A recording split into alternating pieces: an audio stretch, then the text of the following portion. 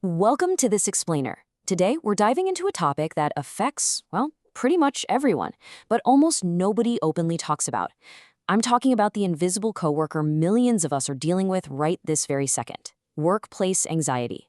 We're going to unpack a comprehensive guide packed with evidence-based strategies to help you not just survive the modern workplace, but actually thrive in it. Let's get right into it. So, have you ever felt your heart absolutely racing right before a big meeting? Or maybe you've spent the night staring at the ceiling, tossing and turning over a looming deadline? Or felt that deep, sinking sense of self-doubt just creeping in? If you're nodding along right now, I want to validate something for you right off the bat. These feelings are totally real. It's a genuine physical reaction. And what makes workplace anxiety so tricky is that it often feels completely justified, right? Because there are real pressures and real consequences at work. But when that pressure morphs into an overwhelming, constant state of worry, well, that's when it crosses a line. Section 1. The scope of the problem. You are not alone. Let's look at the hard data. This number is staggering, 43%. According to the American Psychiatric Association's 2024 mental health poll, 43% of Americans report feeling more anxious than they did just last year. And data from ComPsych totally backs this up. They found that anxiety has actually emerged as the #1 presenting issue among American workers today.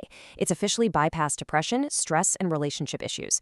So this completely proves that workplace anxiety is not some personal failure. It is a massive, systemic issue happening across all industries and all career levels.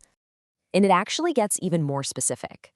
Based on a 2024 study cited by the American Institute of Stress, a whopping 80% of employees report experiencing what's called productivity anxiety. That's anxiety directly tied to the worry of getting your work done effectively. I mean, think about the cruel irony there. The sheer panic about getting your work done is actually creating a massive mental roadblock to, getting the actual work done. Section 2, root causes. What's driving the panic? Because we really can't manage what we don't deeply understand.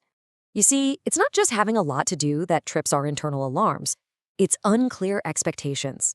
Like when you don't even know how success is being measured, anxiety just flourishes. It's poor management too. Research actually shows employees with ineffective managers are nearly 60% more likely to experience daily stress. Then add in unrealistic deadlines, financial insecurity, self-imposed perfectionism, and a total lack of work-life boundaries. Honestly, if you're checking emails at 9 p.m. on a Tuesday, your brain literally never gets to switch off. And we definitely can't forget the fear of stigma. 45% of employees feel uncomfortable even bringing this up with their managers. The really crucial takeaway here is how these drivers actively sabotage your career. When your brain gets stuck in threat detection mode, it's not problem solving anymore. It's just trying to survive. And according to NAMI, this leads directly to a 34% drop in productivity. When your amygdala, that's your brain's survival center, is activated, it actually impairs complex professional decision making. You become super risk averse. Anxiety forces you into a defensive mood, which, as you can guess, damages team relationships and trust. And chronic stress? That leads straight to physical health issues like terrible sleep and a weakened immune system. So anxiety is causal to physical burnout and reduced performance. It's not just a coincidence. Section 3, the turn, reframing your anxiety. Traditionally, we tend to view anxiety as this giant obstacle, right? An enemy we have to fight. We try to just white-knuckle our way through the workday, pretending we're totally fine, and it is exhausting. But science actually supports a massive mental pivot, viewing anxiety as information. What if anxiety isn't this monster attacking you, but an internal alarm bell, offering you valuable data? It's really just a protective system that happens to be overreacting a bit.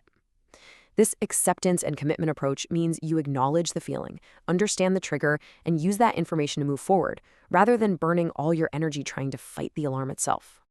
Section 4, strategies to take control, evidence-based tools. All right, let's translate this into some concrete action steps. Step 1. Clarify your role and expectations. You've got to take the initiative here.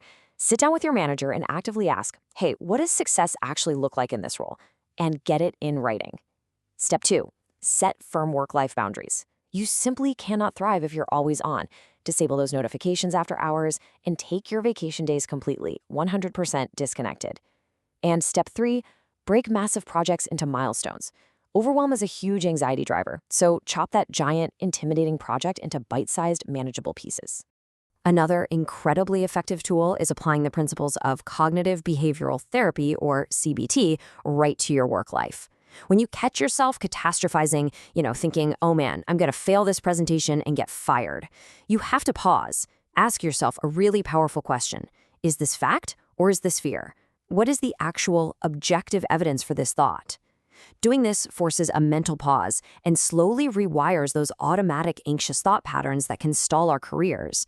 Sometimes, though, we need a physical tool to calm that physical alarm right at our desks. Enter box breathing.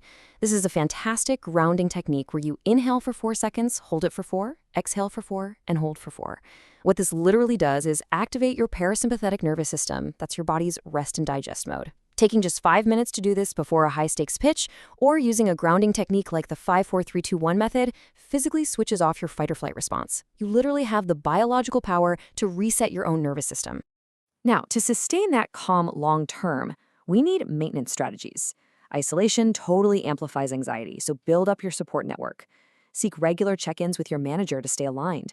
Build your confidence through continuous learning, because as your skills grow, performance anxiety naturally shrinks. Establish a realistic self-care routine that prioritizes sleep and exercise. And this is crucial. Know when to seek professional help. Tapping into your company's Employee Assistance Program, or EAP, is an incredible resource for building resilience. Managing your anxiety isn't selfish. It's absolutely essential career maintenance. As we wrap up this explainer, I really want to leave you with this powerful realization. You deserve a career where you can bring your best self to the table, anxieties and all. The goal here isn't to be entirely anxiety-free. That's just not realistic in our modern world. The real goal is to manage it so effectively that it no longer dictates your choices or limits your true potential. You absolutely can build a thriving professional life alongside your anxiety. So, I'm going to leave you with this final thought. What is your anxiety trying to tell you today? I encourage you to just pause, listen to its message instead of fighting it, and pick just one actionable strategy we cover today to take a step forward. You've totally got this. Thanks for joining me for this explainer, and I'll catch you next time.